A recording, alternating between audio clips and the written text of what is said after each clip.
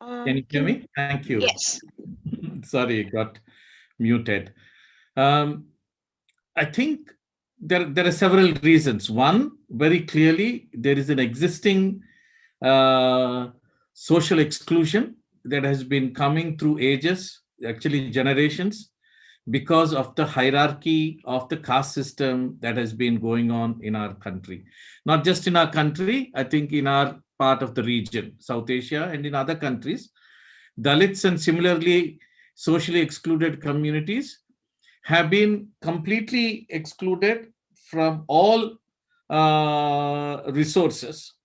So, what happens in the in general times, they are mostly situated in locations which are very vulnerable. Number one, and so they are automatically more susceptible whenever disasters occur. Secondly, in the whole process of pre, during, and post disaster actions that take place, like say early warning systems, identification of those who have been hit, and in relief and rehabilitation programs, they are consciously or unconsciously excluded. We call it discrimination by default. So because they are also in remote places and also socially kept out, they seldom receive early warnings. So they are hit. You see that even in a state like Kerala. Maybe you may have heard, remember there was an air crash, and on the same day in Kerala, there was a huge landslide. And this early warning of the landslides had been there in other parts, in the same area. Others have received the early warning. The Dalit and Adivasi communities were not able to access the early warning messages. Then it took the officials 28 hours to get to the place. So even those who could have survived did not survive. And then, of course, you saw the very clear discrimination, because the kind of relief rehabilitation that people have got in the plane crash is very different from the packages that were offered to the victims of the disaster. So all the aspects in the places where they stay, the pre-disaster, during the disaster, during the disaster, even in a state like Kerala, boats were not available for them during the floods, 2018, 2019 also. So I think this is something that needs to be addressed, and we need to have specific lens with which we can see this discrimination disasters. Over to you, Bina. Thanks, Paul. Before I start, I'd also like to acknowledge that there are a lot of young youth from the Dalit community who have also joined us today. And we are hoping that in this series of conversations that we're having with Fridays for Future, the global collective on climate change, that we are hoping that we get more and more Dalit and Adivasi youth to be part of this movement. And that's why we are having these conversations. So it's just not a one off. You might be wondering what an old person like me is doing on a youth movement, but this is a series of conversations that we want to take forward. And hopefully, our youth will lead this in the next couple of months, I'm hoping. So yeah, to your question, Sri Ranjini, yes, it is definitely a global, it is a global phenomenon, climate change, and why we're making it such a big issue about Dalits. We do understand, and we know that during when tsunami happened, a lot of times the people who were most affected were who were living closer to the water bodies, whether it's sea or whether it's like the Kaveri belt is there in Tamil Nadu and Karnataka, where a lot of people along that Kaveri belt are from the Dalit Adivasi communities. All these people who are living near these water bodies are actually who are affected first, and the most highest number of impact is on these communities. So the whole impact of climate change may affect all of us, but it affects all of us disproportionately, and the higher impact is on the communities, as Paul has already mentioned, that they are nearer to these.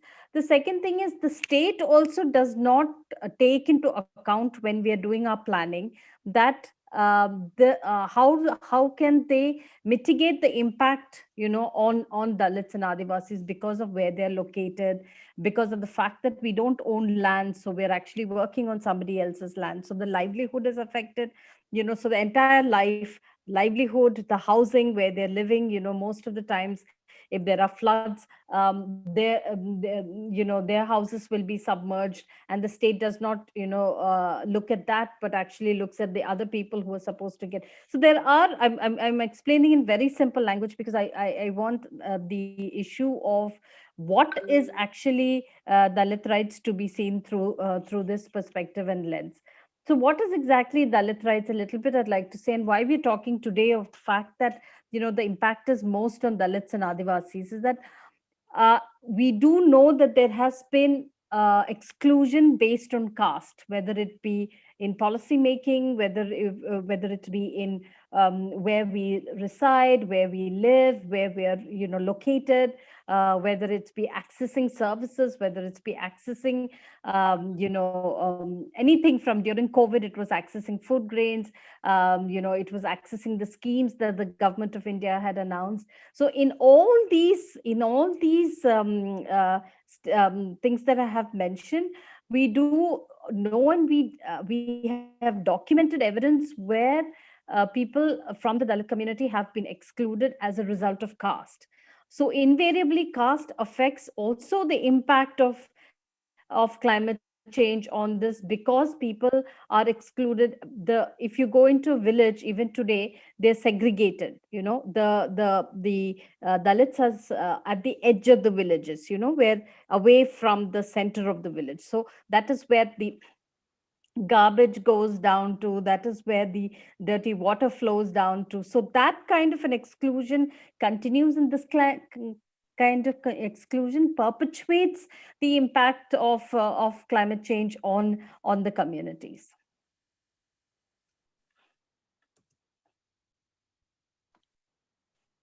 Thank you. Um, what are the specific concerns of the community, and what are your suggestions for their resilience? Can I come in, Sriranjani? Yeah. Yes, I've just yes. I've just pasted. Just coming before I come to that question. Let me just. I just pasted on the chat an article that has come in scroll, looking at the extent of caste discrimination in the Indian villages.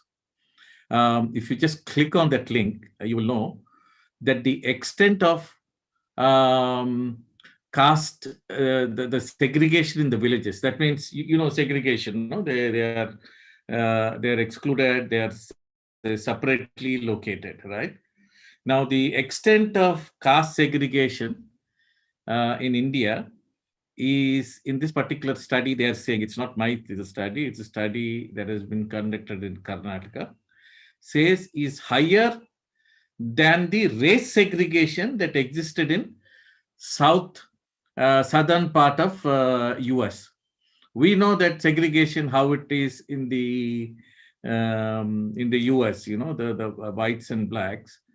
And I'm surprised, because I grew up around Andhra Pradesh, and in the villages around, I very, very familiar with those. Every village in our country has separate segregated colonies. And where are these colonies situated? These colonies situated are in the parts of that particular town, if it's a town or city, in three kinds of areas, where it is a low-lying area, or where there is huge dumping ground or the garbage grounds, or near the railway tracks, near all the tank bunds, near all the other similar kinds of areas, or areas which are extremely vulnerable to any form of disaster. So nobody would like to stay, right? And then if they are near the water bodies or something, where the dirty water flows to down, There you would find around that are the forced segregated colonies of Dalits, and this is all over. And the second fact is we have 600,000 villages in our country, right?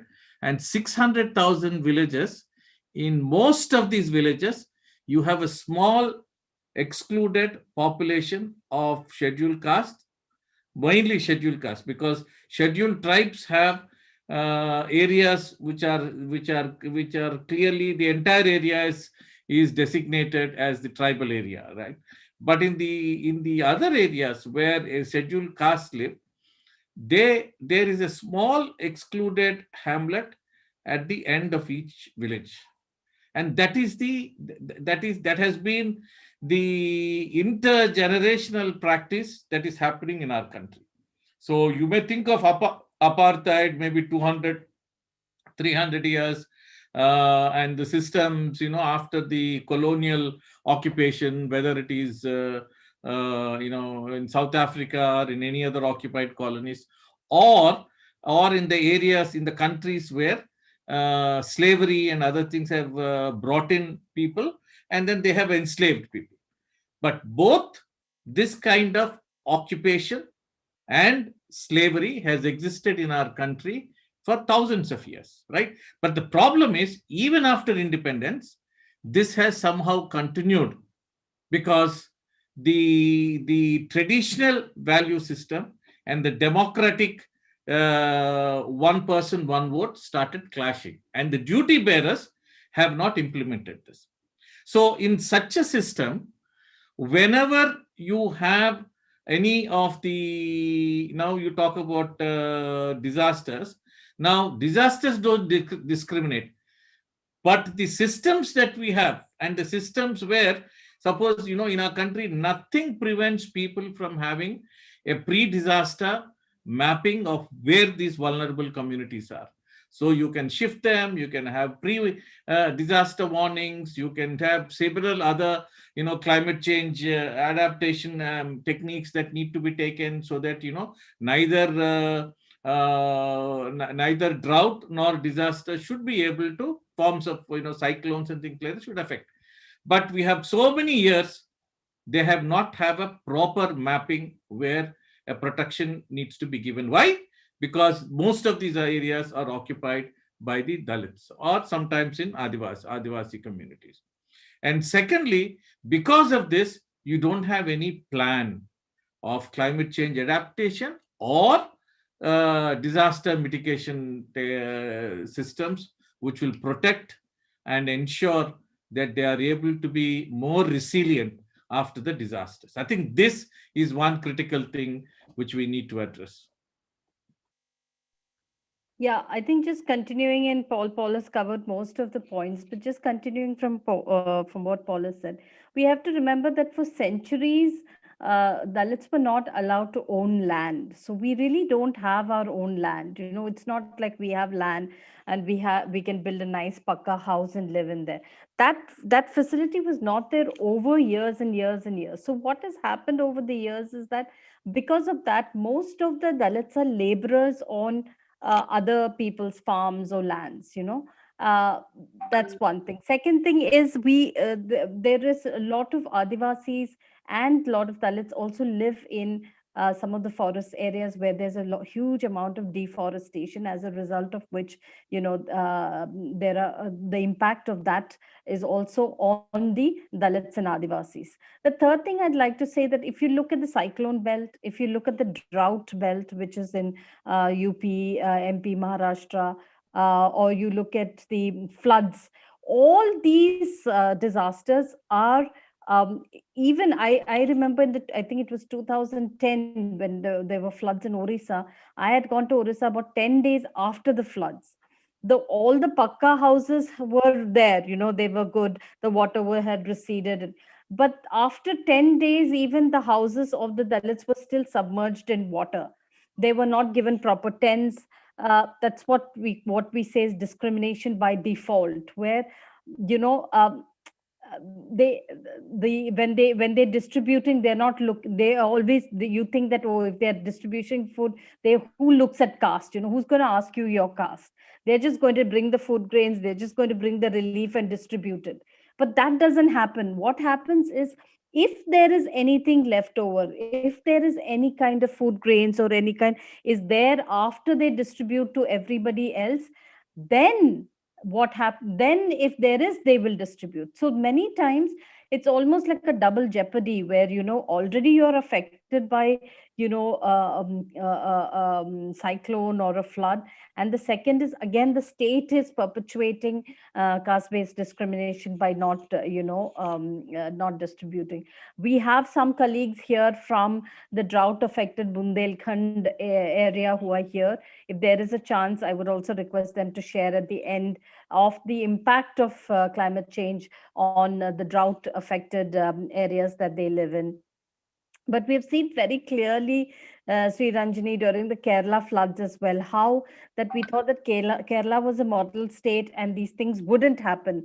But even in Kerala, it has happened to such an extent that even there, this discrimination to people from the Dalit communities happens. So if you can accept that in Kerala, then you forget about the other states, which is already seeping in caste.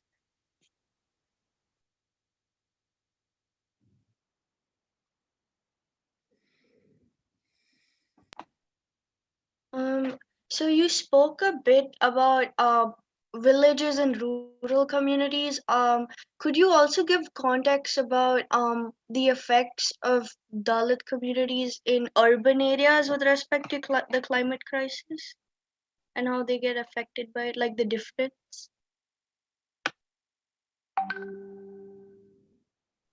Paul, you want to go, or? Either that, or you could go and I can come in after. Yeah. Please.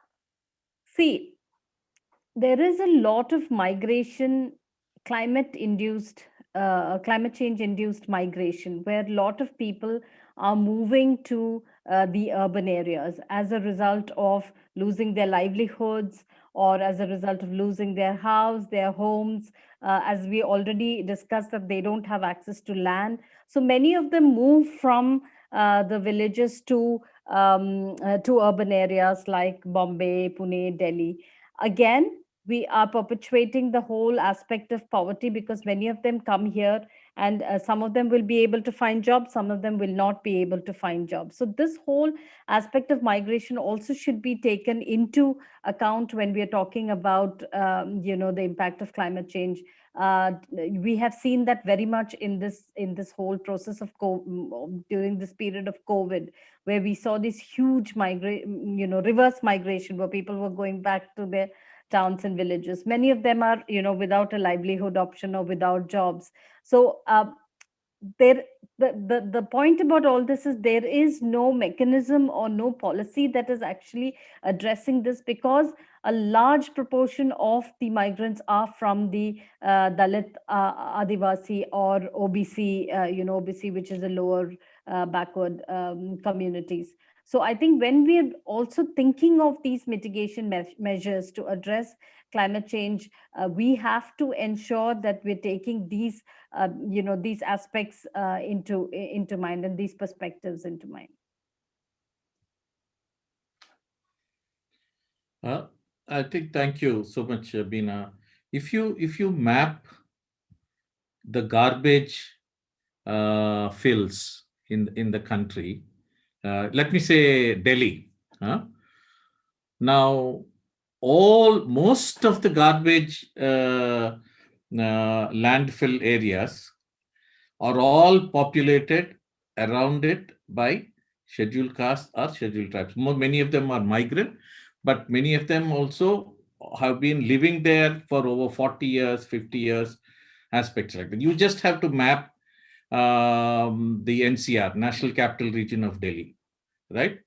Now, this is a real disaster in itself, because of the health hazards they face, the chemical hazards they face, and the way, if just one rain goes, you must go to this Mother Dairy and others, in many of these areas, they just are, I mean, I do not know, both not just the smell, but the slush, the health hazard, and the way in which they're exposed to pneumonia and several other, during the health hazards during this time, you just wonder how they are able to actually live. So where they live are locations of major disasters. Now, secondly, if there is any cyclonic weather, and this is also true of Mumbai, this is also true of all the major cities. Then, secondly, whenever the so-called inner cities or slums, I don't like to use the word slums, but these areas, they are all caste-based locations.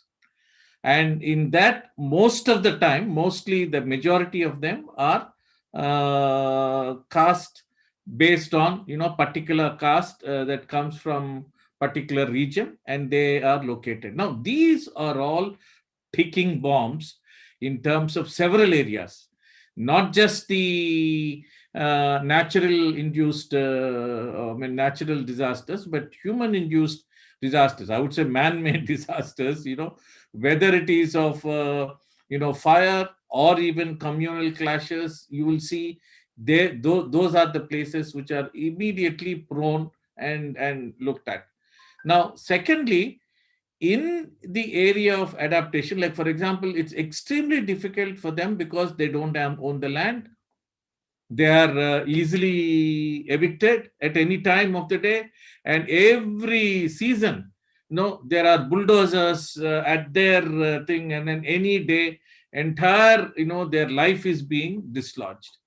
So, in several ways, the urban located scheduled castes or scheduled tribes are completely vulnerable. Now, the second, fourth aspect is they are not recognized in many of these states as scheduled castes.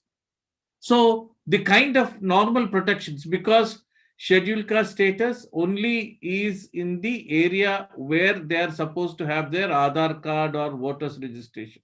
Suppose you migrated from Maharashtra or from say UP or from Bihar, you may have a scheduled caste status in that particular state, but when you come here, you don't. So when you are not able to produce a proper ID, then the little rehabilitation or relief that there are some chances of getting are also not there. This is in excess to the natural calamities they face. So I think it's a kind of a triple discrimination that they face, not only in the way the systems of warning and all that do not reach them, but the way that they are looking. Like recently, I think there was a judgment by the Supreme Court suddenly that all unauthorized occupations, especially near the railway tracks. Now, for at least 60 years, they have been living in that particular area. The government knows that there are many actions and schemes that were there to relocate them and to give them particular housing. And you know how the huge land areas, especially when you look at both Mumbai or Delhi and even Kolkata or any of the metros, there is land. It's not that you don't have land. Now, you are not locating, and on the other hand, with just one kind of a thing, you are exposed to disasters. And now, talking about climate change and then the kind of adaptation is completely almost impossible to follow any of those because of the way where they are located. So I think it's a kind of a complete one layer after another layer after another layer. They are discriminated, and therefore they are excluded, and therefore they'll have to completely be exposed to, in addition to the social exclusion, all these forms of exclusion, which really makes it very hard for them even to breathe. Thank you.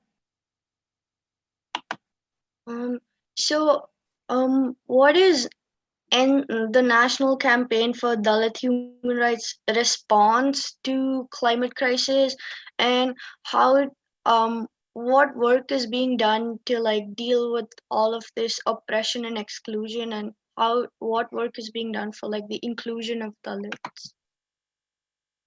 Beena, after you. Thanks, Paul. So, the National Campaign on Dalit Human Rights mostly works on caste based discrimination from several angles. One is access to justice.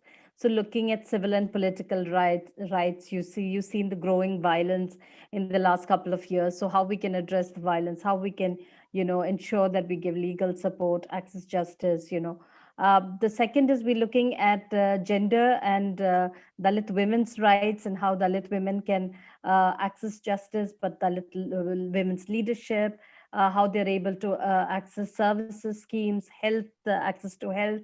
Then we have the economic rights or economic justice, where we're looking at looking at governance, transparency, and accountability, and to see how we can bridge the gap between what is proposed by the government and what the community actually demands or needs. And then we have the National Dalit Watch. Lee is here, I think, who's my colleague who's anchoring this bit, looking specifically at disaster risk reduction and climate justice or climate change aspects, working very closely with the National Disaster Management Authority to see how we can bring in inclusion. We have many of my colleagues here who are working on the ground from Kerala to Bundelkhand to Bihar to Andhra Pradesh, where they're looking at how we can encourage, more and more community members to be resilient to this, but also ensuring that we are demanding, we are putting forth our demands to the government. So there's a lot of work done. We also did a vulnerability mapping exercise, which we do every time that a disaster strikes. Like, for example, I was just reading just about 10 minutes before this started, they had sent me the report on the Nivar recent cyclone that has happened in Tamil Nadu. I think 2 days ago it hit, where they were saying that most of the Dalits there are working in salt pans, and their entire livelihood is just closed down. The salt pans have just been closed down.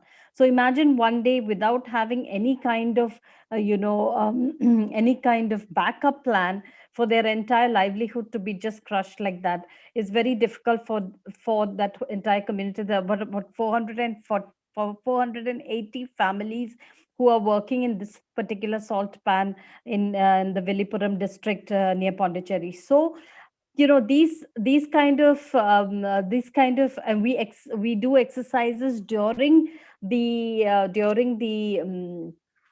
disaster, where we map and we see that we do this inclusion mapping exercise, where we look at who are the people who have been left behind and enumerate them and hand that data over to the government. We have done some excellent work in many of these states. I think you'll hear I think the last webinar, way forward and what we can do together with Fridays for Future. Lee will be speaking, and Vaibhav, my other colleague, will be speaking, who will bring in this aspect of what the National Dalit Watch is doing and how we are taking this, how we will be able to take this work forward. But we are supporting the government initiatives. We support for the communities to access these initiatives that the government, but also propose and give recommendations based on our ground level experiences on the ground. During the COVID, we also used an app-based application called the We Claim app, where we use the app to map people who've been affected by COVID and not getting the services, the schemes that have been announced by the government. For those of them who are tuning in from globally, there were a lot of the packages that were announced were in terms of schemes, like, for example, giving a gas connection or food grain distribution. So we mapped who were the ones who did not get this, and then submitted those names and to the both the at the subnational as well as national, to ensure that they're able to access the schemes announced by the government of India. Thank you, Beena. I think Beena has narrated quite a list of things that NCDHR is doing. First, I think, I mean, just to add a little to what she's already said, most of the time we have been so concerned with body harm. Like, for example, if you look at violence against Dalits, in the earlier years, most of the time we are preoccupied with violence. So even now, there are several people here. I think there is All India Dalit Mahila Adhikar Manch, there is National Dalit Movement for Justice. Abhirami ji is here. I think somebody from NDMJ is headed by one Dr. Ramesh Nathan. I do not know whether he's here, but there are others from here who primarily focused on those victims and survivors, and training them from a sense of being victims to human rights defenders. So you have turned the whole victim mindset to a human rights defenders. And many of the time when Dalits are defending their own, they're still seen as victims. They're not seen as, but now we have said, they're not just victims. They're actually human rights defenders, not only of themselves, but of the wider society. And this has been our main unique kind of contribution to this whole democratization of both even human rights work and also the rights work. But later we have realized that it is not just in the area of civil and political rights, but in the whole economic, socio-cultural arena, we have been quite badly hit. So it's not physical attacks, physical destruction of property, or exclusion or segregation that we face, but we also face exclusion from economic resources, exclusion from all relief and rehabilitation, and exclusion from several of these policies. So we have fantastic policies, they don't talk about it. So then we started looking at this whole, actually after even before we had looked at it, but after tsunami, you may have heard of tsunami that happened in 2004, I think. And in tsunami, first time we immediately, when we got the news of tsunami, we entered in and we found to our aghast that there is gross exclusion from the, like for example, Dalits were not entertained or not allowed to enter into the relief centers. So you have a relief center, people are coming, and then we see the exodus of women being pushed out from those relief centers. And to us, it was very thing. What happened? Then we came to know that the practices of untouchability are accentuated during the time of this relief. So in the relief camp, the dominant caste said that, "Hare, how can you come here?" Especially untouchability, and when people are, they don't have place to change. Our own women don't have place to change. So how can you come here? Because we need to be protected from pollution. See the mindset. That mindsets are filled with pollution.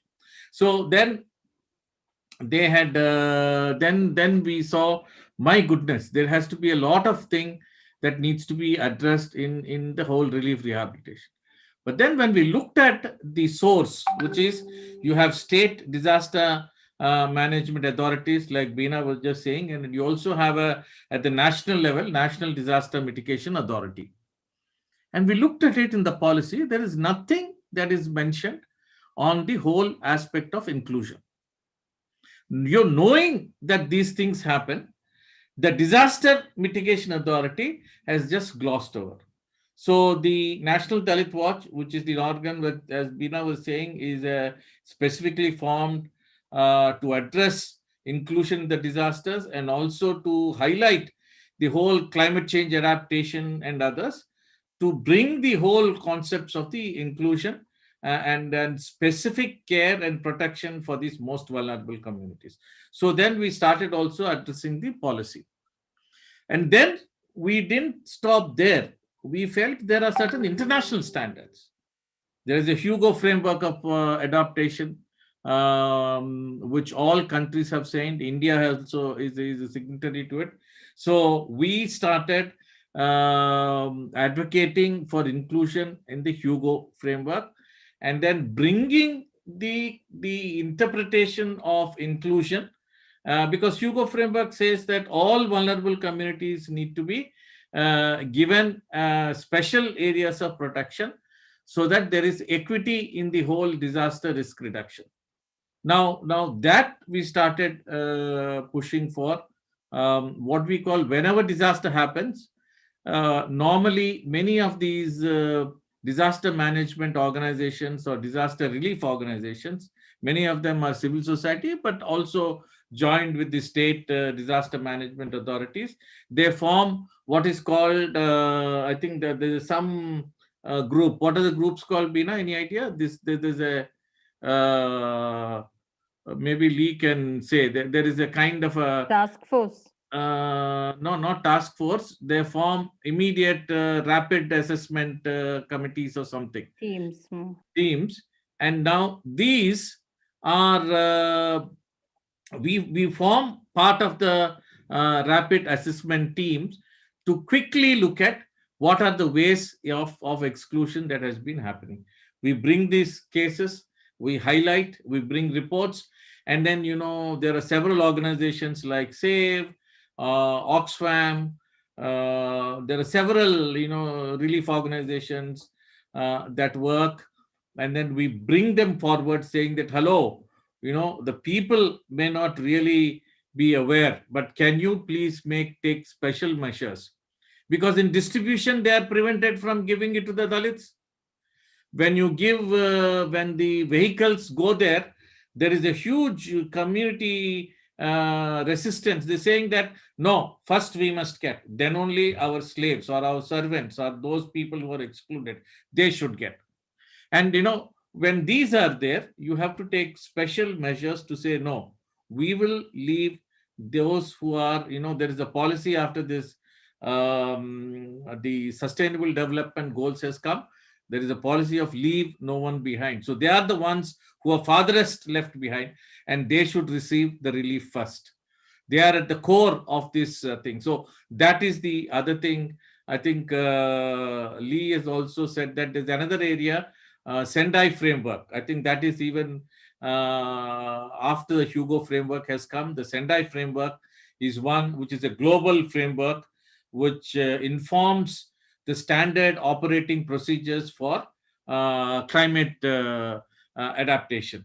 And in that, how do you look at disasters? I think there we are also trying to see. And then we have several engagements with these, with the members of these authorities, to bring them to the notice that they have a responsibility, a mandated, constitutionally mandated responsibility to take special precautions for the protection of these vulnerable communities. It's part of the constitutional mandate. So then how do you do it?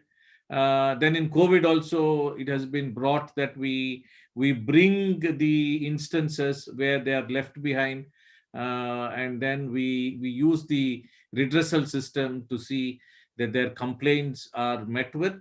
So which means sometimes we are left out, but we are not very sure of how to raise a complaint. So I think activating the complaints system to address this also has been a main activity that we've been doing. So two things, both in the area of assessing, educating, or being available to the survivors, and then to the authorities, and then broader to the media and the communities to see what kind of interventions of protection that are needed.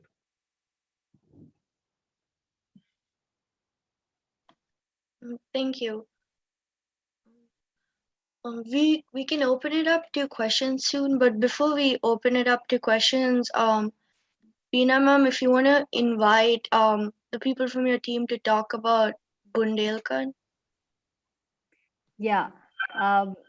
Kuldeep is here. Kuldeep ji, if you can unmute him. Yes, ma'am. Yes, ma'am. या थोड़ा drought के बारे में बता जी, दीजिए जी, आपके जी। वहाँ पे। या जी जी, मेरा नाम कुलदीप है। मैं एनसीडीएचआर डीएससी के साथ बुंदेलखंड में काम करता हूँ। बुंदेलखंड में हम लोग एमपी और यूपी जो पूरा दोनों स्टेट का एरिया है। बेसिकली मैं यूपी में रहता हूँ, जालौन में। बुंदेलखंड में हर दूसरे साल सूखा पड़ता है।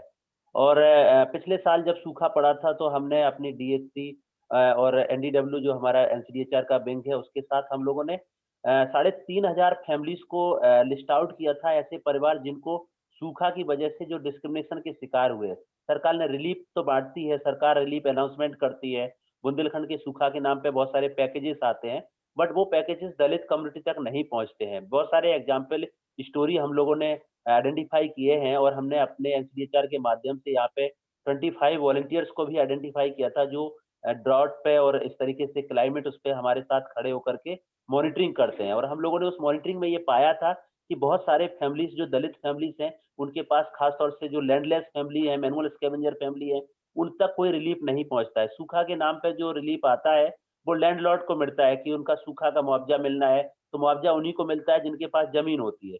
अब जिनके पास जमीन नहीं है उनके लिए तो कोई रिलीफ नहीं है। तो ऐसे दलित फैमिली और उनके यहाँ पे जो पशु वगैरह थे उनके लिए चारे की नुकसान हुआ या उनका जितना भी नुकसान होता है उसका कोई सर्वे नहीं होता, कोई आकलन नहीं होता है। तो पिछले साल जब ड्रॉट हुआ था तो हमने यहाँ पे 3,500 फैमिली का जालौन, महोबा और झांसी 3 डिस्ट्रिक्ट में फैमिलीज को आइडेंटिफाई करके एडवोकेसी किया था। उसके बाद जाकर के उनको लिस्ट में शामिल किया गया और उसके बाद जाकर के उनको कुछ रिलीफ पहुंचा, जो राशन वगैरह का रिलीफ पहुंच पाया। तो इस तरीके से हम लोग यहाँ पे करते हैं। और बुंदेलखंड में हमेशा मतलब 1 साल का अगर गैप होगा तो अगले साल फिर से सूखा पड़ना ही है। बड़े पैमाने पे माइग्रेंट होकर के लेबर यहाँ से जाते हैं क्योंकि यहाँ पे कुछ दूसरा अल्टरनेट लाइवलीहुड उनके पास नहीं है। और सूखा जैसे पानी का जल स्तर हमेशा कम होता जा रहा है। अभी की कंडीशन ये है इस साल कि पानी बिल्कुल गांव में कई मतलब 8-10 गांव का अभी तक हमारे पास रिपोर्ट आया जहाँ पानी का लेवल डाउन हो गया, लोग पानी के लिए परेशान हो रहे हैं। तो पानी का क्राइसिस अभी से शुरू हुआ है जबकि अभी सर्दी है। अब ये धीरे धीरे करके जब गर्मी का मौसम आएगा तो उस समय और ज्यादा क्राइसिस होगा। जो जिस तरीके का इस पूरे बुंदेलखंड में सूखा के नाम पे जो चीजें होती हैं, तो उससे सबसे ज्यादा इफेक्टेड हमारे दलित कम्युनिटी के लोग ही होते हैं। और बुंदेलखंड में 31% के ऊपर दलित पॉपुलेशन है और उसमें भी कास्टिज्म, डिस्क्रिमिनेशन, इस तरीके के इशू और ज्यादा इस मतलब एरियाज को जो क्लाइमेट के की मार झेलता है, सूखा जैसी आपदा को झेलता है, और ज्यादा चैलेंजिंग उनके लिए हो जाता है। हमारी टीम यहाँ पर है, जो हमारा यहाँ पे लोकल नेटवर्क है बुंदेलखंड दलित अधिकार मंच, जो यूथ का एक नेटवर्क है। हम लोग एनसीडीएचआर के साथ और जो हमारा एनडीडब्ल्यू क्लाइमेट उसको लेकर के काम करता है उसके साथ हम लोग अभी हम लोगों ने बी क्लेम ऐप के माध्यम से भी बहुत सारे कोरोना लॉकडाउन के दौरान के इशू उठाए। बुंदेलखंड के बहुत बड़ी पैमाने पर माइग्रेंट से जो लोग लेबर गए थे वो इस कोविड में लौट करके आए हैं। उनके जो हालात हैं, अब इस साल फिर सूखा पड़ जाएगा तो उनको उनकी जिंदगी के लिए सवाल खड़ा हो जाएगा कि कैसे वो सरवाइव करेंगे। तो इस तरीके का मतलब यहाँ पर है। मैं हमारी टीम में रिहाना और यहाँ पे जितने भी हमारे वॉलंटियर्स हैं, हम उनके साथ एसडीएचआर के साथ मिलके बुंदेलखंड रीजन में काम करते हैं। Thank you. Thank you, Kuldeep. I'd also like to call Lee. If you can just, if she can add to what Paul and I have said quickly, and then you can open it out to. Lee is there? Yeah, I'm here. Okay. Beena, you and Paul have already given an overview of the broader situation that we have been talking about in this entire politics and civil society response to climate change and DRR. And of course, you have emphasized on the disaster aspect of climate change. But throughout this series, we'll be engaging more on this. But I would just like to say that during climate change, we really need to see, just like the principle is the same for any disaster, be it climate induced or man-made or whatever we call it.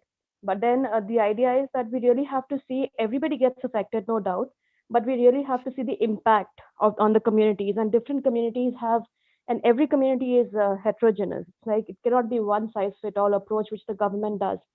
And the climate change policy in India, although they may say they are doing more than what they have committed and they're applauding themselves for everything, but the point is that the climate change action plan also in India is basically an aggregate of 8 schemes. So it's not really at the level of rights and entitlements. It's not really at the level of resilience and adaptation that we are engaging as a nation. So that is something I would like to draw your attention to, like of all the people here. And later we will take it up more in a systematic manner as we engage in these series. Thank you. Thanks, Lee. Thank you, Lee. What you said reminded me of a quote that we're all in the same storm, but we're not all in the same boat. So I remembered that while you made that important point. Thank you so much for setting the context for us. It's now open to questions. I'm sure a lot of you have questions, so feel free to comment them in the chat box or raise your hand. Anjali, you can go ahead. Okay, after on me. Yeah.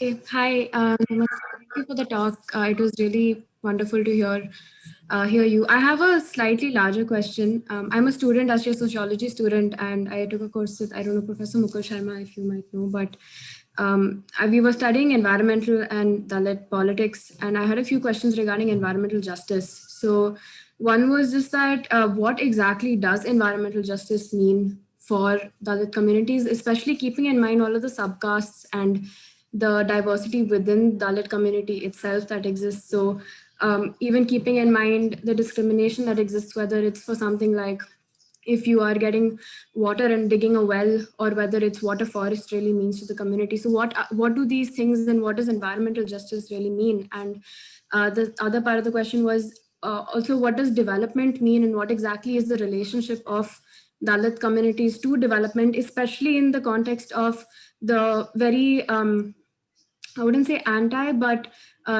not exactly pro-development environmental conversation that is going on amongst most youth environmentalists and environmental movements today, which is saying that we don't need as much development. So what exactly is the Dalit perspective or relationship with this? Shall we take a few questions and then we can maybe club them together and respond? Sure. Does anyone else have questions? Aditi, go ahead.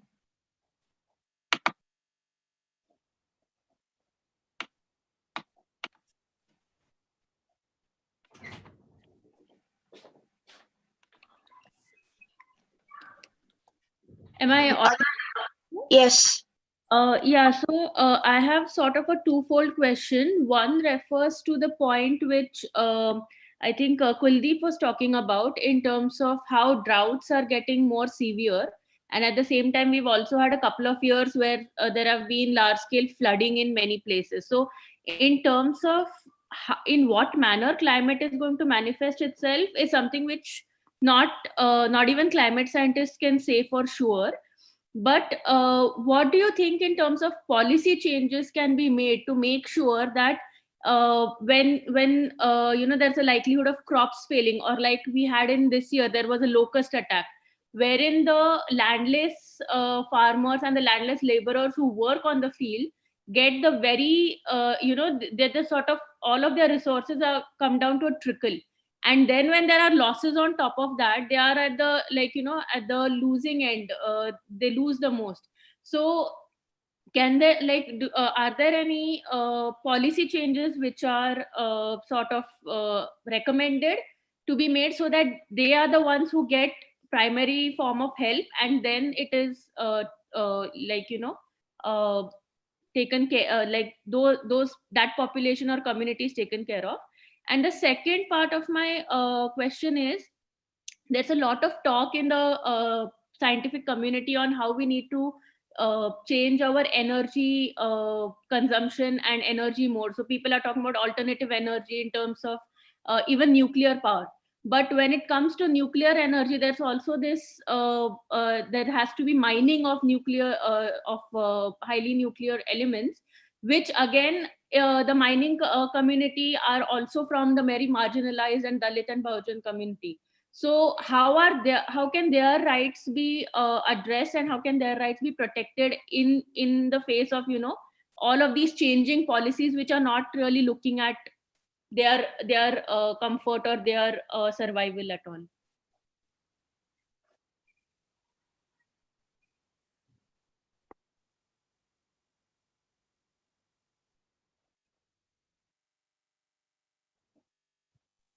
Are there any more questions?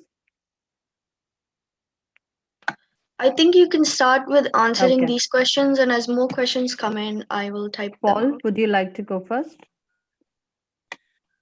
See, I think I kind of sense where we are coming from. There is, in many debates, environmentalists and the identity rights communities always tend to clash. Like, for example, um, when you're trying to say, let's say, let's take it out of our country. Let's say Amazon forests, right? You have the whole environmental protection in the Amazon forest, and you also have rights of the indigenous communities who are there. There is one lobby which says that some of the indigenous communities and then the forest dwellers are the ones who are actually destroying the environment, right? Uh, and when the forest dwellers ask land for their tilling and ask land for assignment, lot of environmental groups say, oh my dead body, because these are really needed for the climate change adaptation, because you need decarbonization, and therefore you cannot have any of the forests to be destroyed, and therefore once you give land to the forest dwellers, they will ensure that the whole environment is taken a backseat. Now, the same kind of a thing is also there's a big struggle going on now in Delhi on the rights of those who have been for a long time being occupied on the banks of Yamuna, right? And then there is a huge, there's one is you have an environmental map, and then you have people who are demanding rights of occupation from many of these. So somehow these two narratives we need to change. We need to really go for. We need to develop other narratives which say the people who are protecting the environment are those people who have for generations have maintained these environments, even to be handed over to a generation like us, right? Like, who are these people if not for these people who have taken care of these forest areas, if not for these people who have actually ensured that these resources are still available for you and me, who are now saying that these should be national parks and things like that. They are the people who have been there. Now, what are the rights of those people? How are you protecting the rights of those people who have protected the environments? Those questions are not being taken very seriously. And instead, there is a lobby that is actually mooted by many of the corporates and others. No, you will have to now evict these people from these national parks and create them. And so therefore, they don't come in and ask for the land which is actually supposed to be for the which the miners and other corporations they want to grab. So this kind of a narrative, which is primarily coming from a very vested interest communities, pitching the interests of the indigenous and the Dalit communities and the more vulnerable communities on the one hand, and then pitching it as against the environmentalists who are trying to protect the whole earth.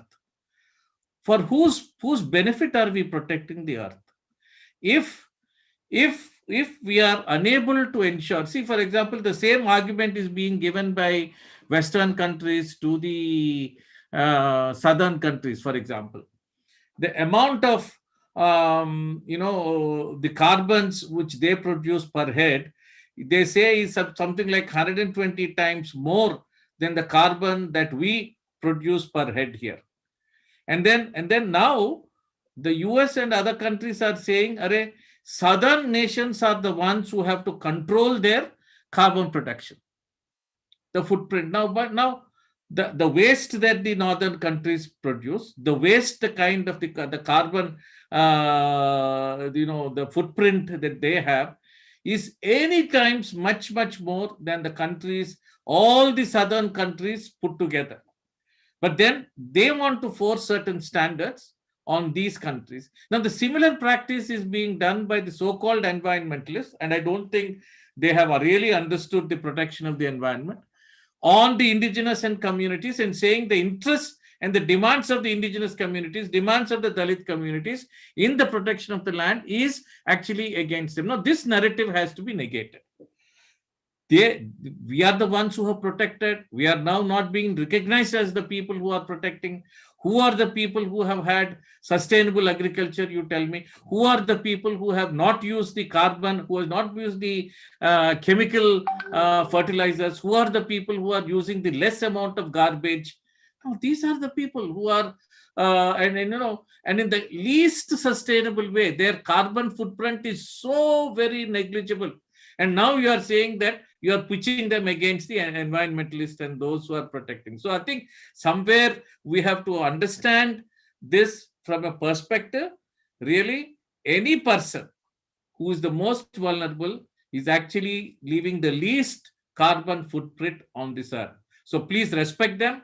Let's look at their demands in a very different way. And when they are demand for housing, when they are demand for land, when they are demanding for livelihood, they'll have to look at it from a different, that like many of us, who are middle class or who are the elite, we don't have a clue in terms of the way that some of the economies that are being subaltern economies that they are promoting. And if you and I were to live in those circumstances, we would have been extinct by now.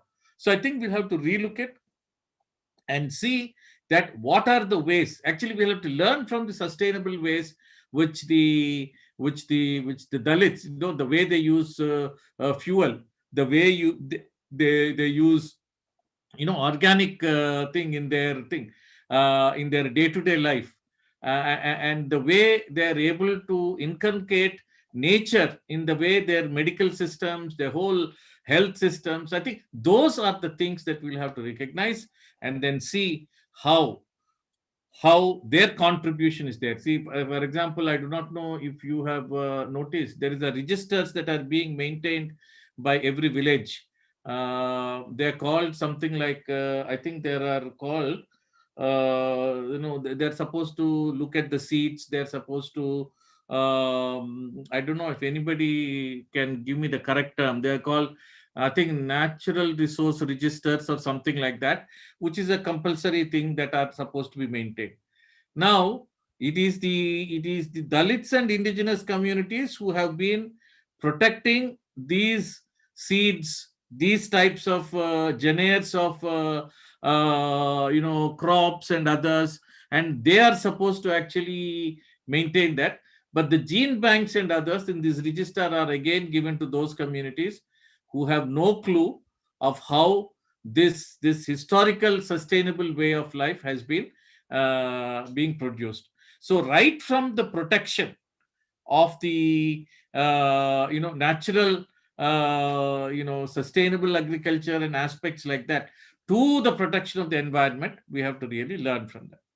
The second, I didn't understand the other question which has come. They're saying, how do you relate with the politics of caste, which is within the communities? I think if the question can be, call it, they're called biodiversity registers, correct.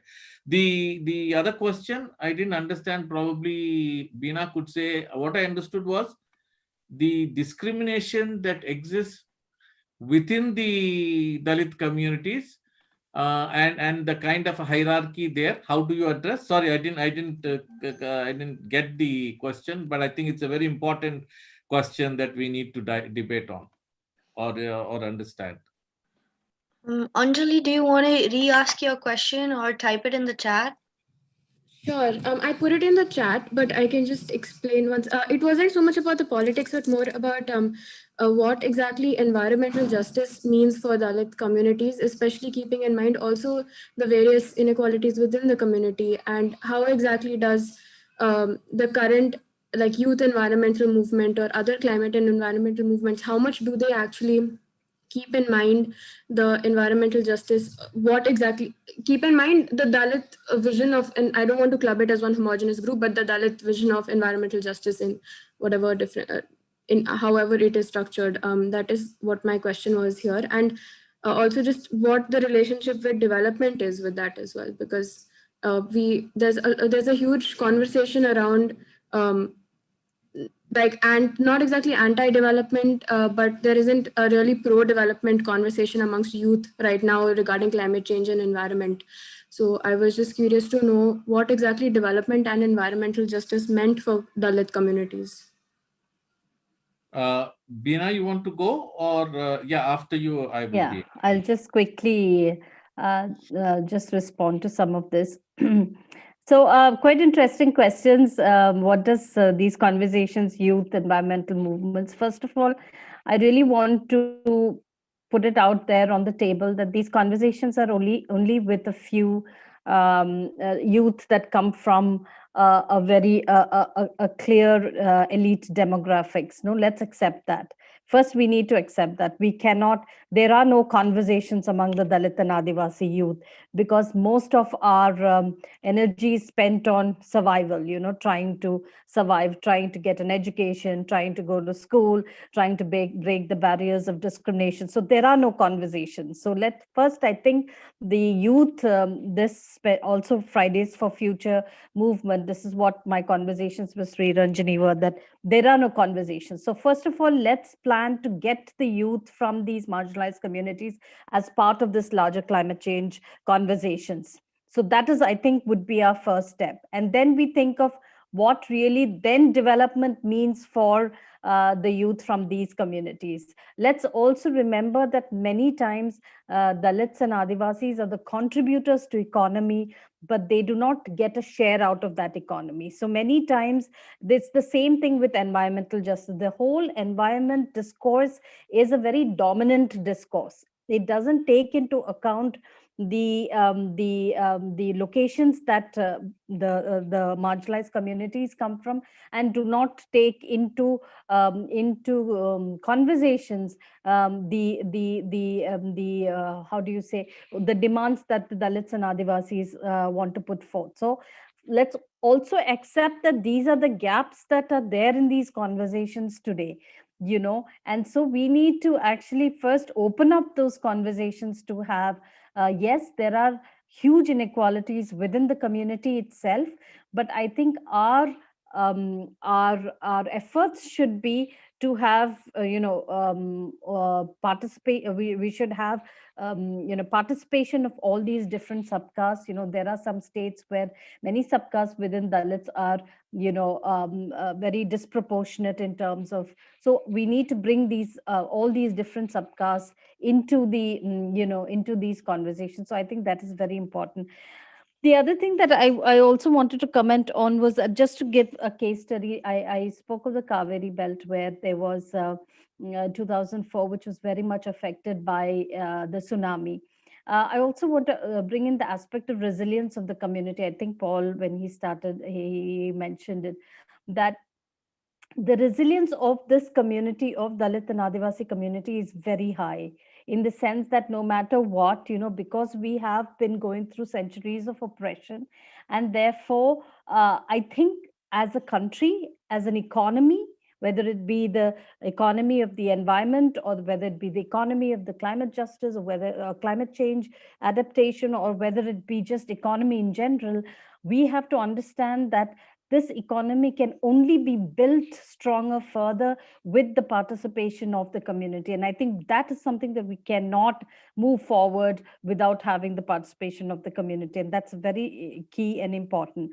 So in this Kaveri belt, where a lot of people lost their livelihoods, a group of Dalit women decided that they want to start farming. And so they started what is known as the collective farming, where they came together, they pulled in little resources that they had, they started farming together. And I think this concept exists. It's not like a very new concept, but what I'm trying to say is, even after tsunami, after losing their livelihoods, after losing their houses, after losing, all their what they had, they stood up and they said, no, we are not going to allow a disaster like tsunami actually pull us down, but actually go into doing this collective farming, and are now doing very well in terms of having a livelihood that they have pushed for themselves. I can tell huge stories like this in each of the states, who have stood up and who have fought hard to build their own resilience and strength and contribute to the economy. I think there are some other questions. Ajay, you have a question. I'm gonna unmute you and you can ask it. Sorry, Paul, were you saying something? Yes, Siranjani, there is one thing. I think I am now also just reading and heard the question of Anjali. I think it's a very, very, very important aspect, and I think I would like to just touch upon that. Sure. It is portrayed. I would like to just look at two images. If you look at the images of Mr. Gandhi, Mahatma Gandhi, Mohandas Karamchand Gandhi, and Dr. B.R. Ambedkar, right? You have one person in full suit and typical Western clothing, but representing the masses who have been excluded, right? And then you have Gandhi, who is supposed to be representing the whole of the country, but he has been representing a political ambition of the Indians who wanted primarily freedom from the British.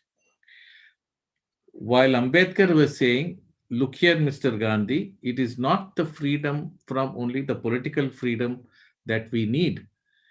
When we are asking for political freedom, can we also look at the social freedom, where because of our social customs and the social structure, we have not managed to ensure that there is a social freedom in this country. Even if the British have left us free, you would have at least 50% of the communities who are not able to access the social freedoms.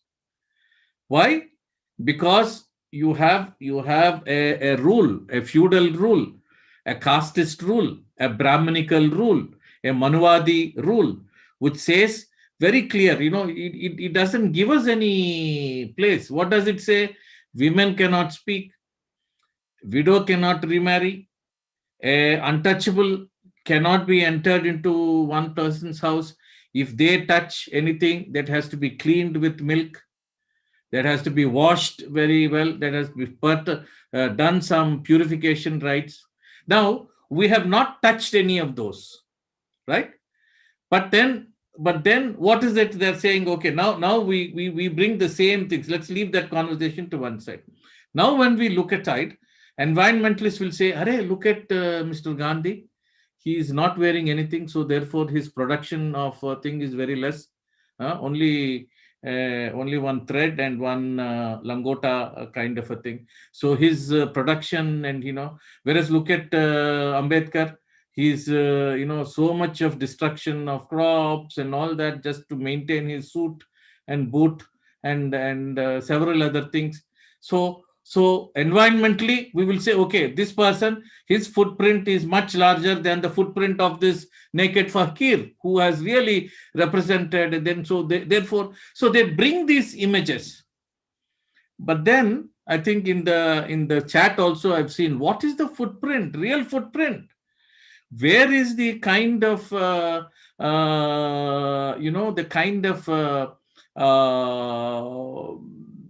recycling? Look at the amount of recycling that the communities that we are talking about are able to do, and look at the kind of waste that we are trying to provide. But then now come to the element which Anjali was asking. What about the discrimination among the Dalits? Definitely, I think Beena has said that definitely this is an issue that we'll have to look at it. Wherever there is that kind of a discrimination, we'll have to address this. I don't think one discrimination condones another discrimination, but this discrimination also, and we'll have to have a movement which do.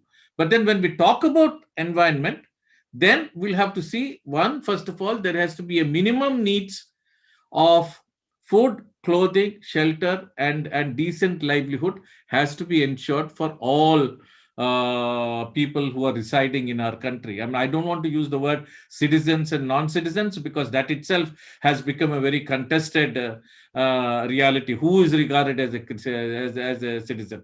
So all those who are residing on this land should have access. And then to that minimum access, I think, is a responsibility. And if we need a different kind of a development, not the kind which leaves a large footprint, a different kind of a development which ensures that they also have electricity, that they also have decent housing, that they also have decent livelihood, and they also have opportunities to live as equal human beings. That kind of a development which we need, and it doesn't therefore environmentalists together will have to come and see how that sustainable way of development is possible. Thank you, Paul, sir. Ajay, you can go ahead and ask your question. And we're running out of time, so we're going to accept only one more question after that.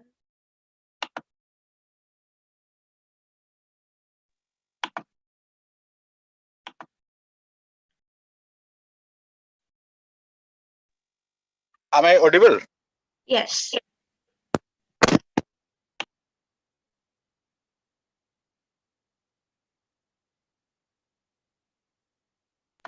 We can hear you. If you have bad connection, you can ask your question in the chat. No. Ajay, we can't hear you. Okay. Now, yeah. Am I audible now? Yes. Okay, let me, my question is both Beena and Paul. In fact, I have a long question, but let me, shorten it. I strongly believe the environmental and climate discourse in this country is caste blind, and more specifically, Dalit blind. And I can give you examples. I have my personal experiences that I would like to share, but since there is no time, I won't do that.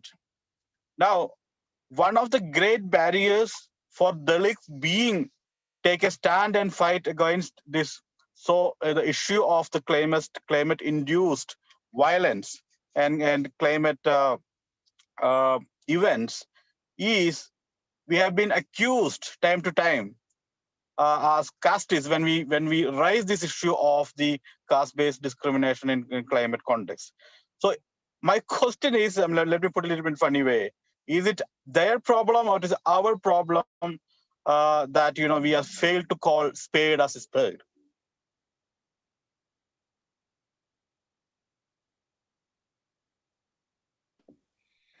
Ajay, you want me to respond to that?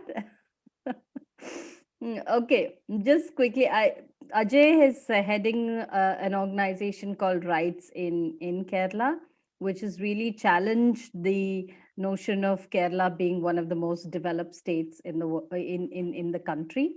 So thanks, Ajay, for that question. I know that you've done a lot of work around disasters induced due to climate change. And so thanks for that question. I think it is both ways. I think that for the longest time, as a community, our priorities were elsewhere. Our priorities were, trying to make ends meet, trying to ensure that, we have food on the table, trying to ensure that we have a livelihood.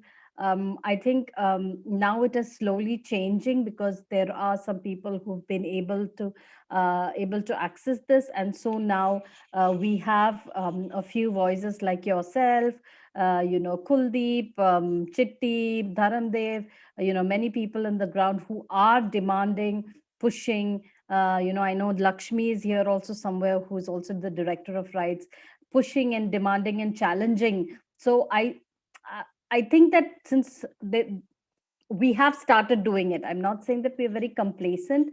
I think till now it was not even complacency. It was about survival, like I also said earlier.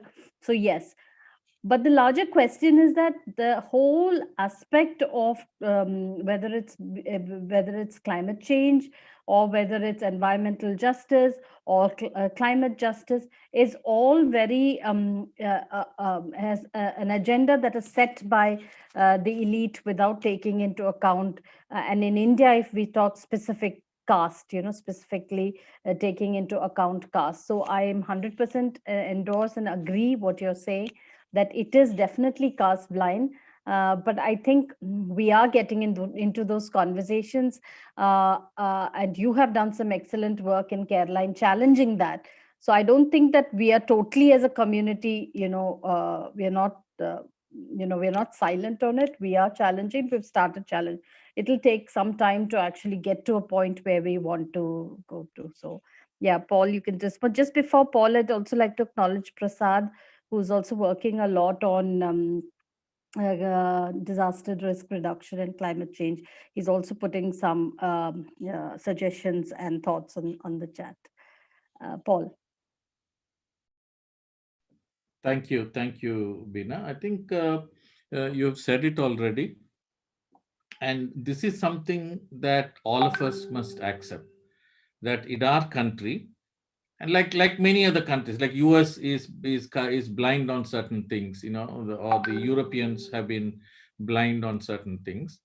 Like, for example, the whole concept of slavery, the concept of racism, the aspects of racism have been, it's so steeped. We've seen recently in George Floyd and several other instances. George Floyd is only one extreme. So in our country, I think patriarchy and casteism are at the root of all perspectives and of all discourse and narratives that are being spread. And I think if we don't look into themselves and then see how we are taking streams of patriarchy and casteism away, I think that much more closer to a sustained solution that we are able to give. And I think what Ajay is saying is the same thing.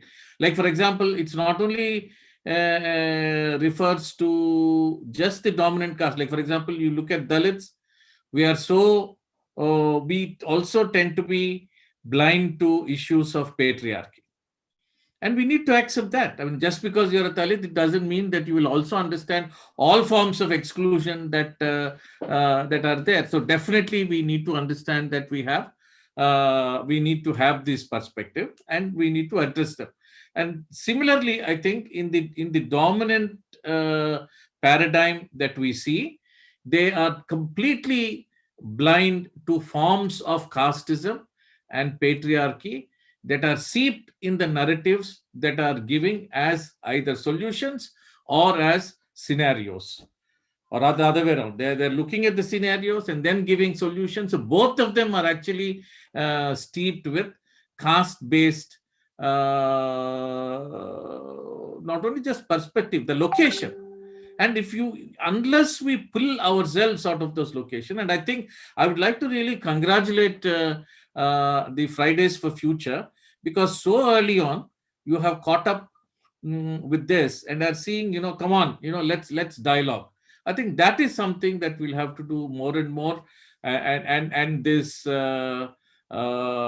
this kind of a high moral ground does not belong to only Dalits, as though all of us are, I think, have to look within ourselves more and see, where is it? Like Anjali was saying, yes, of course, there is also discrimination within. And then how is it? But pointing at the discrimination within Dalits does not in any way reduce the larger responsibility of looking at discrimination outside of the Dalits. That is the thing. Equating one discrimination and saying that, okay, that discrimination, I'm not saying that, Anjali, you're doing that. What I'm saying is there's a tendency to say, okay, come on, you're only talking about discrimination outside of you. Are you really handling the discrimination within? But that's an important thing. But then we'll have to see how these overarching architecture that we have allowed our mind to completely possess us, and not able to see beyond. I think that redefining, reimagining a vision which is casteless, which is a way in which I think, I mean, people used to say, why are you bringing Ambedkar and everything? But I think there's a very, very, very important perceptions, 60, almost 100 years back, when he actually evolved, has brought in, I think, are very, very relevant, which we'll have to do to see how we are defining all these very, very important concepts. Thank you very much. Thank you so much, Paul sir and Beena ma'am. I want to share that this discussion and this dialogue is where we need more people like Ajay to tell us what they feel, and we need to have this open conversation, and we want to make this weekly dialogue or conversation a platform for all of us to engage. I also want to add that as Fridays for Future India, we believe that those who are affected most by a problem should lead the climate justice movement. And in India, Adivasi, Dalit, Bahujan, and other marginalized youth are the most affected. So we want all of you to join us, and we will try our best to make opportunities and spaces for you to engage and lead. Um, that is what we believe in, and we will do everything we can. And yeah, the Indian environment movement is pretty old, but as a young person, it's for me also, it's really surprising that we haven't spoken about caste for so long. But also, I didn't learn anything about caste in school. It was only after I graduated in university through Fridays for Future India, you could say, or through my in pathway to social activism or grassroots organizing, that I learned about Dalit, Bahujan, and Adivasi youth. So we also need to question our education systems, and as young people who know about the climate crisis and climate justice, we know about it because we kind of had access to learning about global warming or greenhouse gases and that kind of information in school. But what about the social justice aspect? So yeah, going forward we can have all these discussions. But thank you so much, Beena ma'am and Paul. Can I Yeah, just go come ahead. in for one Yeah. second? Mhm. I too have learned it like you. I didn't realize, for a long time, the whole structure of caste. So yeah, I think I'm very happy that I also belong to the club which finds these things. But just one small suggestion, if you may. I found in language there is a very, I mean, we don't intend to, but I'm also comfortable in English. And because I'm far away from my state, which is Telugu, and Telugu is really not a language which may be well spoken. Hindi, it becomes very difficult for me, so it's very, very automatically that I tend to engage in conversations in English. But I found especially Zoom gives a tremendous opportunity to converse with people of different languages.